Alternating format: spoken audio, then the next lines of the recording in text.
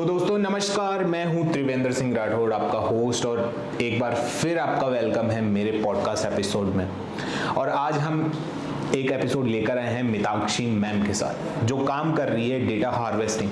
जो हमारे पिछले जो तेजस सर आए थे, सलोनी मैम आई थी, गर्वित सर आए थे, उनकी ही टीम में ये हैं और बहुत हस्ती हैं। इनके अभी फास्ट चल रहे हैं, मैं इनको जल्द मना के लेके आया हूँ, मैम आ जाइए प्लीज़ आ जाइए। तो ये आई हैं और तो अभी इनके साथ हम एक एपिसोड शुरू करने जा रहे हैं। और ये डेटा हार्वेस्टिंग के ऊपर काम कर रही हैं। डेटा हार्वेस्टिंग आपके लिए कितना यूज़फुल है, क्या उसमें हम कहाँ से वो डेटा हार्वेस्टिंग हम करते हैं, कौन सी वेबसाइट से करते हैं। जैसे गोविंद सर ने बताया था रेरा से करते हैं, वैसे ही अभी ये कहाँ से कर रहे हैं और ये कैसे यूज़फुल है हमारी बिजनेस ग्रोथ के लिए, आपकी बिजनेस ग्रोथ के लिए, और जो हम एबीएम जो कर रहे हैं उसमें कैसे यूज़फुल होगा, इन सब की जानकारी ये देंगी। तो जल्दी से शुरू करते हैं, बने रहिए हमारे साथ और कॉफ़ी हाथ में ले लीजिए, और हाँ एक चीज़ और, हेडफोन लगा लीजिए। ओके, तो दोस्तों जैसा कि मैंने इंट्रो में बताया था, हमारे साथ है मिताक्षी मैम, जो अभी डेटा हार्वेस्टिंग पे काम कर रही है। तो मैम अपना इंट्रो खुद देंगी, अपने बारे में खुद बताएंगी, इन्होंने उनकी जर्नी कैसी रही अभी तक की, और ये डेटा हार्वेस्टिंग तक कैसे पहुँची, इनसे जानते हैं मैम। जैसे कि आप जानते हैं, मेरा नाम मिताक्षी गुप्ता है। मैं एज अ डेटा एनालिस्ट की प्रोफाइल पे इस कंपनी में आई थी 2 महीने पहले जी। तो यही था कि मेरे को SQL, ML और डेटा के साथ मतलब खेलने में बहुत मज़ा आता है, इसलिए डेटा एनालिस्ट हूँ। तो यही था बेसिकली कि आते मेरे को SQL का ऑटोमेशन करने को दिया गया था, लाइक फॉर टेस्टिंग पर्पस, जो हर कंपनी में होता है। तो वो था, तो मैंने ऑटोमेशन करके दिया एज अ ट्रिगर। उसका RDS के अंदर फ्लो बहुत अच्छा बना था। ओके।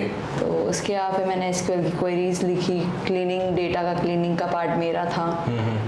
फिर धीरे धीरे मुझे डेटा हार्वेस्टिंग का पार्ट दिया गया, क्योंकि डेटा हार्वेस्टिंग अपना बेस होता है।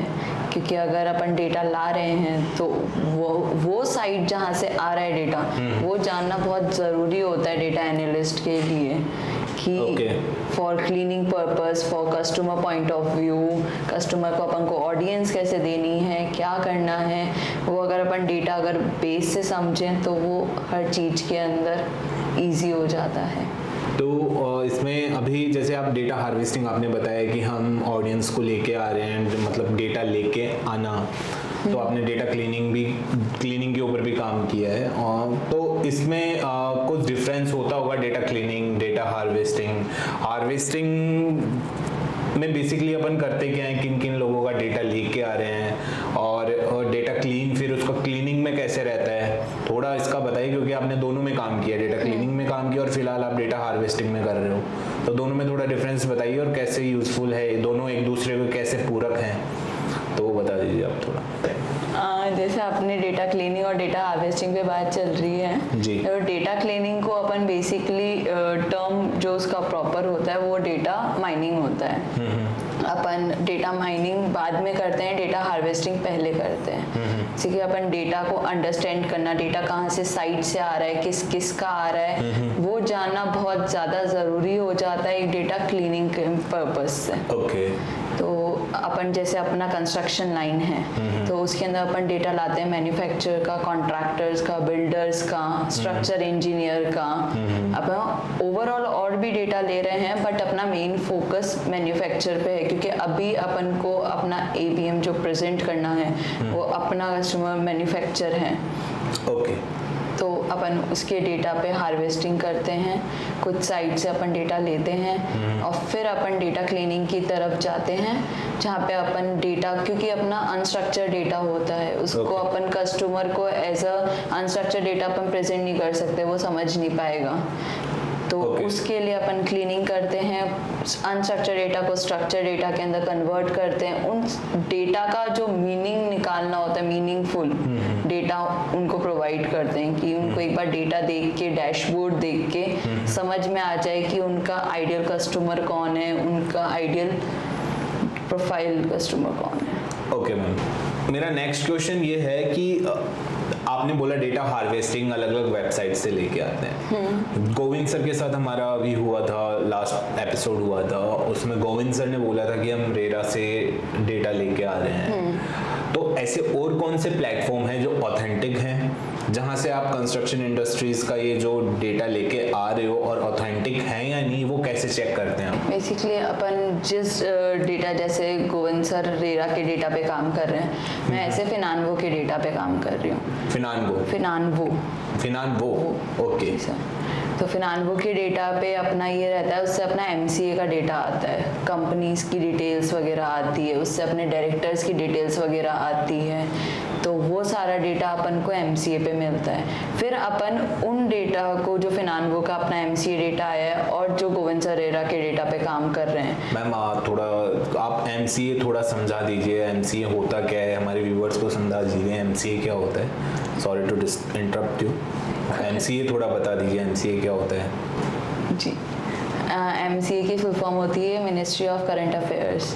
ओके।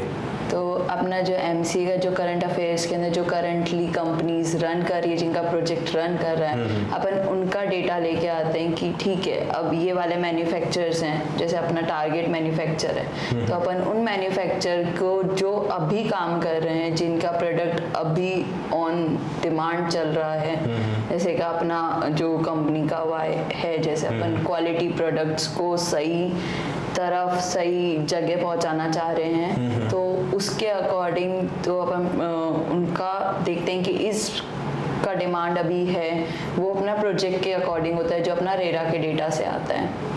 ओके। प्रोजेक्ट किस बिल्डिंग पे पहुंच चुका है, फर्स्ट फ्लोर कंप्लीट हो चुका है, सेकंड फ्लोर कंप्लीट हो चुका है, उसके अंदर अब टाइल्स लगाने की ज़रूरत पड़ेगी, तो अपन टाइल्स वाले को कांटेक्ट करते हैं कि ठीक है, ये प्रोजेक्ट चल रहा है, आप अपना प्रोडक्ट यहाँ पिच करने लग जाओ।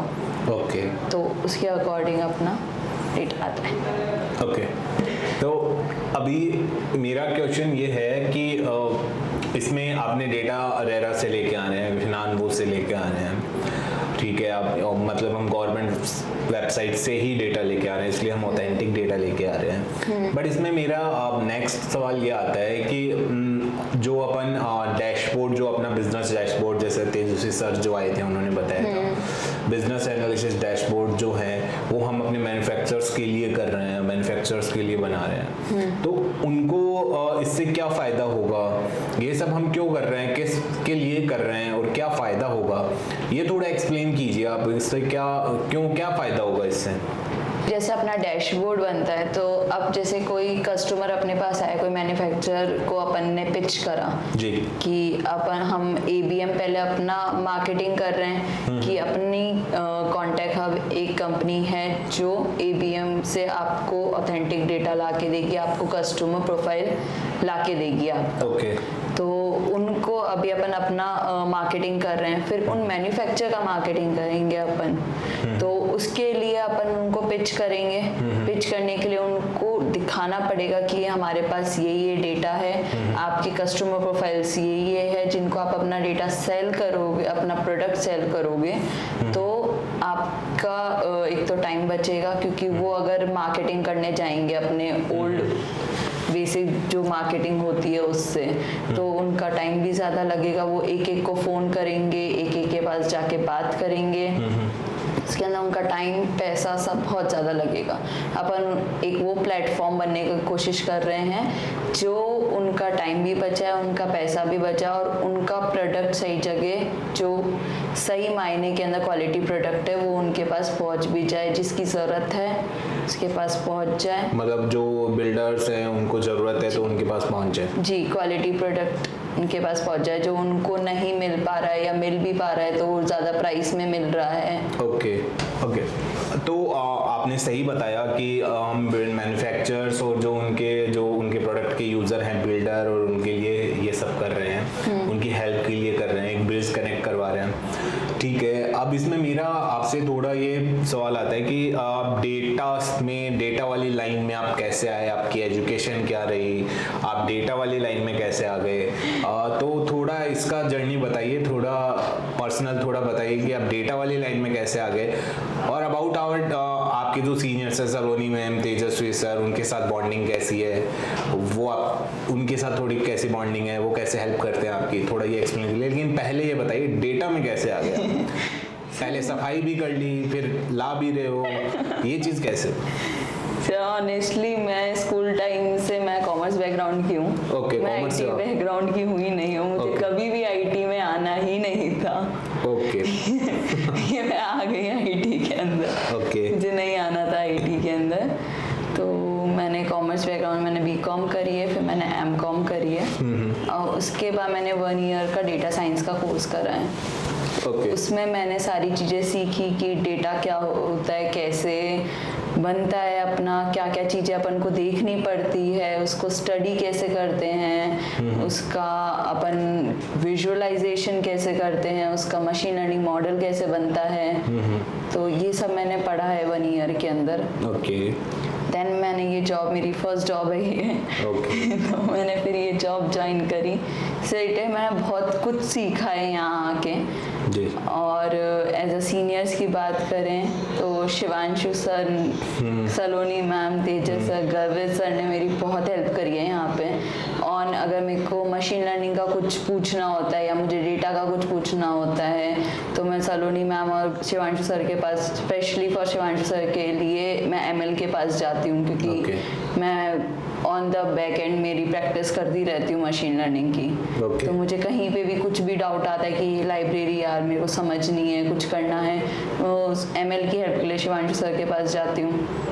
कुछ डेटा का पूछना है, जैसे अभी मैं डेटा हार्वेस्टिंग पे काम कर रही हूँ, सलोनी मैम मेरे से पहले डेटा हार्वेस्टिंग पे काम करती थी, तो मुझे कुछ भी जानना होता है डेटा में, मैं कहीं भी अटक जाती हूँ कॉलम में, सिन में, डिन में, कंपनी नेम के अंदर, तो मैं सलोनी मैम के पास जाती हूँ। एसक्यूएल का मुझे कुछ भी ऊपर नीचे कुछ हो जाता है कि यार डेटा की ये वाली क्वेरी या रन नहीं कर रही, कुछ एरर आ रहा है इसके अंदर और वो मेरे को समझ नहीं आ रहा, मैं सोच चुकी हूँ, मेरे एंड से सारी कोशिशें कर चुकी हूँ, नहीं आ रहा है, तो फिर मैं गर्वित सर के पास जाती हूँ, गर्वित सर हेल्प करते हैं, वो होता है फिर काम। और डैशबोर्ड, जैसे मैंने क्लीनिंग पे जब मैं थी तो मेरे को डैशबोर्ड का एक्सेस मिला था कुछ टाइम के लिए, क्योंकि आप एक गलती डेटा को देख के कम निकाल सकते हो और एक आप डैशबोर्ड विजुअलाइज करके बहुत ज़्यादा अपनी मिस्टेक्स निकाल सकते हो कि डेटा में और क्या क्या इम्प्रोवाइजेशन की ज़रूरत है, क्या है। तो वो सारी चीज़ें के लिए मैं तेजस सर के पास जाती थी। उन्होंने डैशबोर्ड मेरे को बनाना अगर हो, मेरे को उसकी रेसिपी जाननी हो तो तेजस सर मेरे को बता देते कि अब ऐसे ऐसे है। जैसे अभी अपना फैब्रिक आ रहा है नया, तो इसके अंदर मैं अभी 3-4 दिन से फैब्रिक की मेरी आईडी बनी है। इसको समझने अंदर शिवांशु सर बहुत हेल्प कर रहे हैं, उनको नॉलेज है, वो बहुत आगे जा चुके हैं फैब्रिक के अंदर, तो शिवांशु सर बहुत हेल्प कर रहे हैं। Garvit sir as a SQL end के ऊपर की अपने फैब्रिक के अंदर एसक्यूएल की क्वेरीज कहाँ लग सकती है, क्या कैसे हो सकता है, टेबल कैसे क्रिएट हो सकती है, कौन कौन सी क्वेरीज लग सकती है, क्या क्या लिमिटेशंस है फैब्रिक के, वो सारे गर्वित सर के एंड से आ रहे हैं। ओके, तो देखा आप लोगों ने हमारी टीम एक दूसरे के साथ कितनी हेल्प करती है, हम लोग मिलकर काम कर रहे हैं और वो सब मिलकर जो इतनी मेहनत कर रहे हैं वो किसके लिए कर रहे हैं, आप लोगों के लिए कर रहे हैं। अभी आपने जैसे बताया आप फैब्रिक आ रहा है, फैब्रिक भी आ रहा है, इसके बारे में हम बाद में बात करेंगे। इसमें अभी जैसे तेजस सर डैशबोर्ड के ऊपर काम कर रहे हैं और जो डैशबोर्ड आप लोग देख रहे हो, विजुअलाइज कर रहे हो, इसमें अपना जो ये अब यूज़र को कहाँ देखने को मिलेगा, उसके लिए कितना हेल्पफुल हो सकता है, वो क्या क्या देख सकता है उसमें, आपने देखा है, आपने डेटा हार्वेस्ट कर रहे हो, वो क्या क्या देख सकता है उसमें, उसके लिए कितना यूज़फुल होगा वो, आप मैन्युफैक्चर के प्रोस्पेक्टिव से भी बताइए और एक बिल्डर है, आर्किटेक्ट है, वो लोग भी अगर देखना चाहें तो उसमें क्या चीज़ देख सकते हैं, उनके लिए कैसे यूज़फुल होगी वो बताइए। अब जैसे डैशबोर्ड एक अपने आप के अंदर इतना बड़ा प्लेटफॉर्म है कि अपन डैशबोर्ड के अंदर एक क्लिक से सारी इंफॉर्मेशन निकाल सकते हैं। अपना डैशबोर्ड मल्टी बनता है। अब जैसे आपने बोला मैन्युफैक्चर को कुछ देखना हो, बिल्डर को कुछ देखना हो, आर्किटेक्टर को कुछ देखना हो, तो उनके जो जोन के प्रोडक्ट्स हैं जो भी हैं उन पे एक अपन दो चीज कर सकते हैं। एक अपना डैशबोर्ड पूरा बना हुआ है पूरे डिटेल्स का, उसमें मैन्युफैक्चर भी है, आर्किटेक्ट भी है, बिल्डर भी है, कॉन्ट्रैक्टर भी है, तो एक वो है कि अपन उनके ऊपर क्लिक करें, आर्किटेक्ट के उसके ऊपर क्लिक करें जो अपना ग्राफ्स विजुअलाइजेशन होता है, और फिर वो बाकी के ग्राफ्स के अंदर अकॉर्डिंग टू दैट क्लिक अपन उनको सारी इंफॉर्मेशंस दे देता है। ओके। उनके कस्टमर प्रोफाइल क्या है, वो जो प्रोडक्ट बेच रहे हैं वो कितने में उनका मैन्युफैक्चर हो रहा है, कितने में आपको मिलेगा, और उसके अंदर क्या क्या चीज़ें यूज़ हुई हैं उस प्रोडक्ट को बनाने में, from and scratch to final. उस अपन डैशबोर्ड के अंदर सारी चीज़ें देख सकते हैं। अपन ये भी देख सकते हैं, अब जैसे मैन्युफैक्चर को किसी बिल्डर का देखना है कि इसका प्रोजेक्ट और इसने पीछे क्या क्या काम करा है, क्या क्या आगे काम करने वाला है, क्या क्या उसके स्टेजेस होंगे, तो वो सारी चीज़ें अपन डैशबोर्ड के अंदर थ्रू आवर डेटा उसको विजुलाइज करवा सकते हैं। ओके, तो इसमें दोनों की है हेल्प हो रही है। बहुत ओके मैम, ठीक है, आपने जो भी जानकारी दी बहुत यूज़फुल हैं। आई होप सो हमारे व्यूअर्स को भी समझ में आई होंगी। बट जाते जाते कुछ, अब मैं, आपने जैसे मेरे को बताया कि आप कॉफ़ी पीते हो, तो मैं भी एक बोल देता हूँ मैम, आप कुछ साथ में टिफिन बॉक्स भी लेके आते हो, ठीक है, आप उसमें चिप्स लेके आते हो, आलू चिप्स भी लेके आते हो, मैं वो नहीं लेके आता, ठीक है। सर, मैंने ऑफर भी करा था सर, आपको याद करो सर, ऑफर भी करा था, बैलेंस होता रहता है, ठीक है। बट ओवरऑल नाइस, अच्छा है मैम, आप सीख रहे हो, नो डाउट मैम, आप अच्छा कर रहे हो, नो डाउट है। एंड आई होप हम जो सोच रहे हैं हमारे यूजर्स के लिए, हमारे मैन्युफैक्चरर्स के लिए, हमारे बिल्डर्स के लिए, हम वो करने में आपके लिए ही कर रहे हैं, और हम आपके लिए ही ये सारी चीज़ें कर रहे हैं, और बहुत अच्छे पूरी मेहनत से कर रहे हैं। और आई होप हमारा जो सोचने, हम जिस तरीके से सोच रहे हैं वो सक्सेसफुल हो जाए, और आप लोगों की सक्सेस भी उसमें, आप लोगों की सक्सेस होगी, इसीलिए हम लोग कर रहे हैं, ठीक है मैम। अभी के लिए हम यहीं कंक्लूड करते हैं हमारे इस एपिसोड को। हम फिर मिलेंगे कोई नए टॉपिक के ऊपर, जो फैब्रिक आपका आ रहा है उसमें उसको लेकर मिलेंगे, उसमें आपका डेटा हार्वेस्टिंग कैसे काम में आ रहा है, फैब्रिक जो, ठीक है। अभी के लिए थैंक यू, एंड हमारे व्यूअर्स को आप शुक्रिया अदा करिए, वो हमारे साथ जुड़े हैं, so much, and thank you. फिर मिलेंगे, धन्यवाद।